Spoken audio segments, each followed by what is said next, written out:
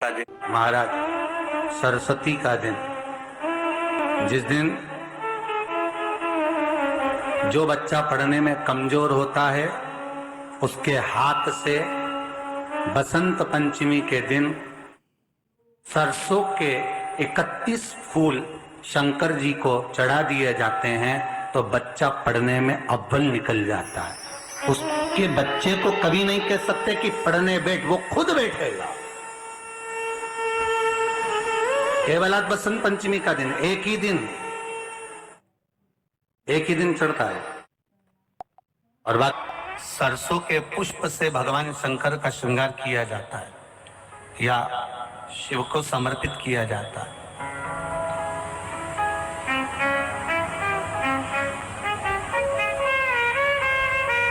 अगर डॉक्टर बोल भी देता है कि ऐसा लग रहा है कि कोई बड़ी बीमारी आने वाली है, शरीर में कोई ऐसा रोग आने वाला है कि ये बहुत बड़ा रहेगा, हम उनको हमेशा कहते आए हैं कि प्रयास करना कि बसंत पंचमी के दिन सरसों के फूल 108 शंकर भगवान को चढ़ जाएं, उसके बाद जांच करवाना प्रारंभ करो, बड़ी बीमारी नहीं आएगी, बाबा उसको टाल ही देगा। उसका नाम महामृत्युंजय है, उसका नाम ही महामृत्युंजय।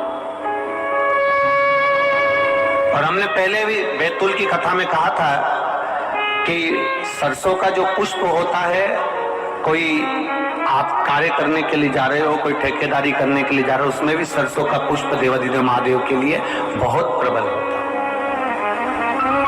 बहुत। ठीक है, भ्रमण का समय भी है ब्रह्म मुहूर्त। आज भी हमारे यहाँ के बुजुर्ग कहते हैं जरा पढ़ने के लिए सुबह उठा कर, बोलते कि नहीं बोलते, कहते हैं। तो बच्चे कहते हैं मम्मी सोने दो ना, पर माता पिता को मालूम है सरस्वती के भ्रमण का समय है ब्रह्म मुहूर्त, और ब्रह्म मुहूर्त के बाद में सरस्वती महाराज पितरों का समय जब 10:30 का आता है, उस समय तक सरस्वती नित्य स्मरण में भ्रमण पर निकलती है।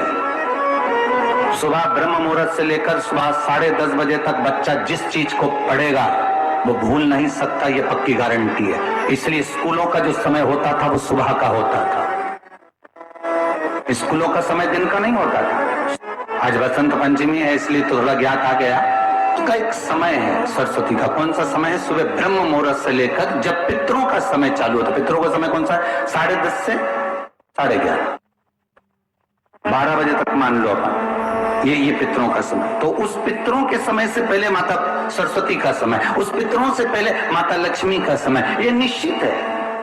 दरिद्रता का समय निश्चित है। तो माता अपने बच्चों को कहती है सुबह हो गई चलो उठाओ, सुबह सुबह पढ़ लोगे तो याद रहेगा। माँ भी पिता को याद है कि सुबह का समय ब्रह्म मुहूर्त का समय सरस्वती का होता, उठाओ याद करो। उठाया गया, बच्चों को पढ़ाया गया। सुबह का जो समय महाराज, एकाजी का दिन है, बसंत पंचमी का दिन महाराज, सरस्वती का दिन, जिस दिन जो बच्चा पढ़ने में कमजोर होता है उसके हाथ से बसंत पंचमी के दिन सरसों के 31 फूल शंकर जी को चढ़ा दिए जाते हैं तो बच्चा पढ़ने में अव्वल निकल जाता है। उसके बच्चे को कभी नहीं कह सकते कि पढ़ने बैठ, वो खुद बैठेगा। केवल आज बसंत पंचमी का दिन, एक ही दिन चढ़ता है। और बाकी के सरसों के फूल आपको मालूम है कि रोग मुक्ति के लिए तो होते ही हैं। ये तो आपको पहले भी वर्णन किया महाराज कि जब कोई एकदम रोग आ जाए और डॉक्टर एकदम बोल दे कि ये रोग भारी आ गया है और इसकी जांचें जाएंगी और फिर ये कुछ भी हो सकता है, तो क्या करा जाता था कि 108 सरसों के फूल लाकर तुरंत शंकर भगवान को चढ़ाए जाते थे महाराज। तो चढ़ाने के बाद में रिपोर्ट अच्छी आती है। ऐसा नियम है। कहीं ठेका, कोई ठेकेदारी करते ना, जो ठेका भरते हैं कि भाई मेरा टेंडर आना चाहिए, मेरा ये काम होना चाहिए, मेरी मल्टी बनना चाहिए, या मेरा ये काम के लिए जानो, ये काम फतेह होना चाहिए, उसके सबके हाथ पैर जोड़ने से अच्छा एक काम करो, बस 108 सरसों के फूल उठाओ, शंकर जी का उद्धतेश्वर महादेव का नाम लो और छोड़ दो, शिव जी के ऊपर एक एक कर चढ़ा दो, वो ठेका तुम्हें ही मिलेगा, वो काम तुम्हारे पास ही आएगा।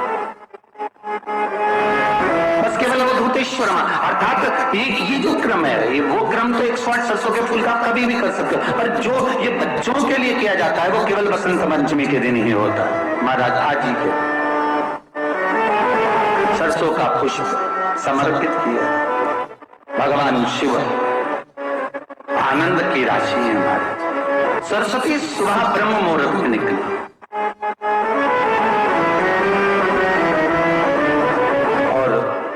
सरस्वती जब ब्रह्म मुहूर्त में निकलती है, वेद और माला लेकर स्मरण करती है महाराज।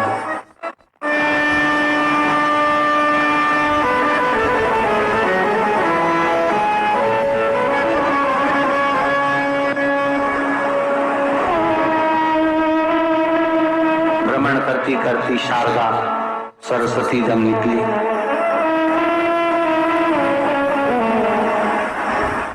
शिव महापुराण की कथा कहती और गर्ग संहिता कहती है, जैसे जैसे सूर्य का प्रकाश तीव्र होते चले जाता है, सरस्वती उस प्रकाश में आनंद बिखरती हुई, वीणा के स्वर देती हुई माता सरस्वती गाती गाती पितरों के समय से पहले ही आलोक हो जाती। बच्चों से कहना चाहेंगे, छोटे छोटे बच्चों से, आप माता सरस्वती की आराधना करा। मेरा बच्चों से निवेदन है, कभी जिंदगी में अगर मौका मिल जाए और सरसों के फूल यदि आपके जीवन में आपको कहीं से प्राप्त हो जाए, सरसों के फूल जानते हो ना, पीला कलर का होता है सरसों का, आप प्रयास करो सरसों का फूल। जिस दिन माता सरस्वती का, मेरी बागेश्वरी का जिस दिन प्राकट्य उत्सव हो बसंत पंचमी का, उस समय पर माता सरस्वती का स्मरण कर कर वो सरसों का फूल आप देवाधिदेव महादेव को चढ़ाइए। जैसे माता सरस्वती को ज्ञान दिया था, वैसा मेरा महादेव आपको भी ज्ञान दे। वो सरसों का फूल आप देवाधिदेव महादेव को समर्पित। केवल बसंत पंचमी का दिन, एक ही दिन शिव को प्रिय है पुष्प में आक का पुष्प, जो आंकड़े का पुष्प होता है शंकर को बड़ा प्रिय है। दूसरे नंबर पर शंकर को प्रिय है शमी का पुष्प, बहुत ध्यान देना महाराज। तीसरे नंबर पर शंकर को प्रिय है महाराज सरसों का पुष्प। सरसों होती है ना, जो राई अपन बोते हैं, सरसों बोते, उसमें पीले कलर का जो पुष्प लगता है। हमारा तो निवेदन रहता है जब तक सरसों आए तो प्रयास करा करो कि सरसों के 108 पुष्प शंकर भगवान पर चढ़ाना प्रारंभ कर दो। महाराज ये पक्का है कि वर्ष भर कोई बड़ी बीमारी आपको घेर नहीं सकती अगर सरसों के फूल शिव को चढ़ रहे हैं तो। और प्रयास करना कि सरसों का जो पुष्प होता है, सरसों का जो फूल होता है महाराज, अगर कोई व्यक्ति को किडनी या लीवर से जुड़ी हुई कोई तकलीफ होती है या किसी व्यक्ति का एक्सीडेंट हो गया होता है और उसका कोई अंग रह गया हो, कोई शरीर का कोई भाग रह गया और वो काम नहीं कर रहा हो, जैसे किसी के पांव रह जाते हैं एक्सीडेंट के बाद, किसी का हाथ रह जाता है या कोई अंग काम नहीं कर रहा हो, वहां ब्लड पहुंच नहीं रहा हो, वो जगह एकदम सुन्न हो गई हो, खाली पड़ गई हो, तो उसके लिए शिव महापुराण की कथा कहती है कि सरसों के पुष्प 11 शंकर जी के राइट भाग में, जहां शिव जी के गण दरवाजे के द्वारपाल मणिभद्र जिस जगह पर निवास करते हैं, कौन निवास करते हैं? मणिभद्र। शंकर जी के दरवाजे के द्वारपाल है मणिभद्र जी। तो मणिभद्र दरवाजे के द्वारपाल में राइट भाग में मणिभद्र जी विराजते हैं। मतलब राइट भाग कौन सा हुआ? जब आप मंदिर से बाहर निकलेंगे तो राइट भाग, मंदिर में प्रवेश करेंगे जब राइट नहीं होना चाहिए, आप मंदिर से जब जाएं तो राइट भाग। मतलब आप मंदिर से राइट से जाएंगे तो शंकर जी का भी राइट हो जाएगा, क्योंकि शिव जी ऐसे बैठे हैं तो शंकर जी का भी राइट हो गया, देवता उनका भी राइट हो गया, तो राइट भाग सीधा हाथ मणिभद्र जी का स्थान। 11 सरसों के पुष्प मणिभद्र के उस द्वार पर आप रख दीजिए और मणिभद्र के द्वार पर रखकर अंदर जाकर 108 वापिस जब आप बाहर निकल रहे हैं, ये पुष्प आप रखने के बाद एक बार बाहर जाएंगे, फिर वापस आएंगे मणिभद्र के रखने के बाद। और अंदर जाकर 108 सरसों के पुष्प शंकर को समर्पित करेंगे महाराज। उस सरसों के पुष्प जो शिव जी को आप समर्पित कर रहे हैं उसको वापस लेकर आएंगे। श्री शिवाय नमस्तुभ्यम बोलकर उस सरसों के पुष्प को महाराज सरसों के तेल की बोतल में उसको डाल लीजिए। शंकर भगवान को किसी भी प्रदोष में शाम के समय प्रदोष काल में उस तेल को वापस ले जाकर चढ़ा दीजिए शिव जी को, उसको वापस लेकर आ जाइए। उस तेल का प्रयोग आप नाभि में डालिए और जो शरीर काम नहीं कर रहा उस स्थान पर कम से कम 15 दिन 20 दिन तक उसकी मालिश करना प्रारंभ करिए। बाबा चाहेगा तो चलाने का प्रयास कर देगा और वो अंग वो शरीर काम करने लगेगा। मणिभद्र का स्मरण। श्री शिवाय नमस्तुभ्यम सब बोलिए एक बार जमकर। श्री, अरे पहले बोल दिया, हमारे साथ तो बोलो। श्री शिवाय नमस्तुभ्यम। भगवान शिव के मंत्र का स्मरण कर कर करते सरसों का जो पुष्प है उसमें आनंद की अनुभूति है। आनंद की सरस्वती जी का एक नाम शारदा है। क्या नाम है? जम के बोलिए जरा। शारदा। ये शारदा नाम कहां से पड़ गया? सरस्वती माता को शारदा नाम किसने दिया था? भाई नामकरण होता है तो हमारे यहाँ तो आज भी नियम है हमारे कि बुआ कोई नाम बताती है, मामा जी कोई नाम बताते हैं और दादाजी कुछ बोलते हैं। कोई बोलेगा टिक्कू, कोई बोलेगा पिक्कू, कोई बोलेगा कुछ, सबके नाम अपने अपने रहते हैं। कोई प्रेम से क्या बोलता है। तो सरस्वती का शारदा नाम किसने प्रदान किया था? माता सरस्वती को शारदा संबोधन किसने दिया था?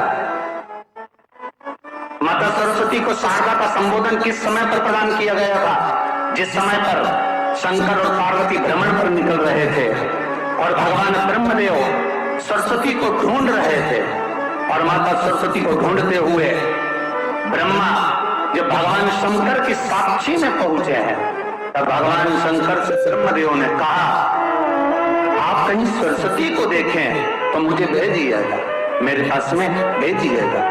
शंकर भगवान ने उसी समय पार्वती से कहा पार्वती, जैसे एक स्त्री जो पतिव्रता धर्म का पालन करने वाली है, एक नारी पतिव्रता धर्म का पालन करने वाली होती है, पति को परमेश्वर मानने वाली होती है, पति के चरणों का रस्तत्व ग्रहण करने वाली होती है, तो वो पर पुरुष का स्मरण नहीं करती। उसी तरह एक पति जो अपनी अर्धांगिनी के साथ में रहे और अर्धांगिनी के साथ चले तो पर नारी का स्मरण नहीं होना चाहिए। तो एक काम करो पार्वती, तुम उस सरस्वती को बुलाना प्रारंभ करो। अब पार्वती जी ने कहा सरस्वती तो मेरी बहन जैसी है, सरस्वती तो मेरी सखी जैसी है, अब मैं उसको अगर बुलाऊं आवाज दूं अच्छा नहीं लगेगा। तो माता पार्वती जब ढूंढते ढूंढते ढूंढते ढूंढते शंकर भगवान के साथ में भ्रमण करती करती पहुंची तो क्या देखती है माता पार्वती कि एक सरोवर के पास में माता सरस्वती बैठकर सरोवर में अपना मुखाग्रविंद देख रही थी। श्वेत वस्त्र था मेरा माँ का और बड़ी सुंदर गले में माला पहन रखी थी माता सरस्वती ने। और एक सरोवर में माता सरस्वती अपने मुख को जब निहार रही हैं, उस दर्पण के भाव में अपने प्रतिबिंब को देख रही हैं, तब उस समय पर माता पार्वती ने कहा शारदा, सरस्वती को लगा कि मेरा संबोधन ही किसने कहा। पलट कर देखा, सरस्वती ने कहा पार्वती तुम? हाँ, मैंने तेरा जो दर्पण में प्रतिबिंब देखा है, तेरा स्वरूप देखा, पर तू इतनी सुंदर है, इतनी सुंदर है, पर तेरा जल में जो स्वरूप देखा ना वो नीला दिखाई दिया, थोड़ा सा श्याम दिखाई दिया, इसलिए मैंने तुझे शारदा कह दिया। आज भी हमारे मध्य प्रदेश के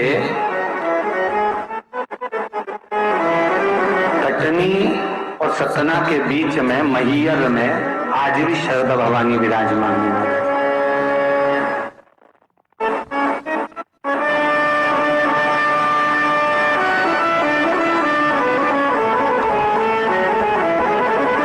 धार जिले में जाएंगे तो बाग क्षेत्र में मां बागेश्वरी, मां शारदा आज भी विराजमान।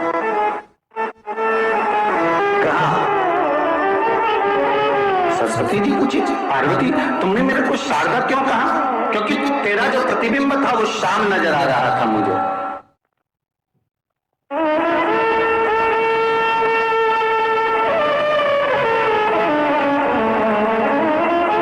उस प्रतिबिंब को देखकर मैंने तुझे शारदा का संबोधन दिया। तुम्हें ब्रह्मा जी बुला रहे हैं। सरस्वती ने कहा,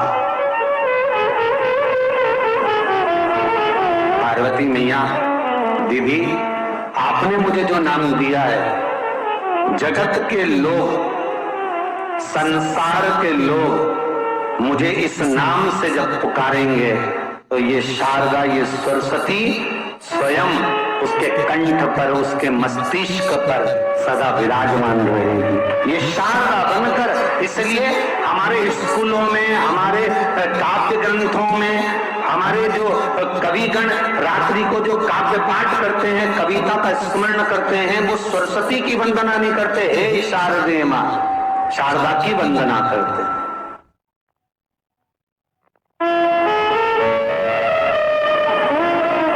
कभी आपसे कोई पूछ ले कि शारदा नाम पार्वती सरस्वती का कब पड़ा, तो आप बता सकते ये माता शारदा नाम कोई सहज नहीं है। माँ ढूंढने के लिए जब निकली ब्रह्मदेव के कहने पर भगवान शिव के साथ भ्रमण करती, नाम का उच्चारण कोई सहज नहीं होता। कोई देखता होगा, दादाजी ने अगर किसी का नाम कुछ रखा है तो कुछ सोच के रखा होगा, पिताजी ने अगर कुछ रखा है तो उसके मन में कुछ आया होगा तो रखा होगा, मम्मी ने अगर कोई नाम रखा है तो उसने कोई विचार कर रखा होगा। कोई नाम अगर किसी का रखा जाता है तो उसके अनुकूल रखा जाता है कि हो सकता है कि वो नाम की क्या उसके मन में चल रहा होगा। तो शारदा का संबोधन कुछ सहज नहीं है। माता सरस्वती का एक नाम शारदा हुआ, इसलिए संबोधन में सरस्वती कम शारदे मां ज्यादा बोला जाता है। आप कब्र पाठ कर लो, नाम जाप कर लो, स्मरण कर लो। सोना आपको कुछ नहीं चाहिए, मेरे शंकर को चाहिए क्या?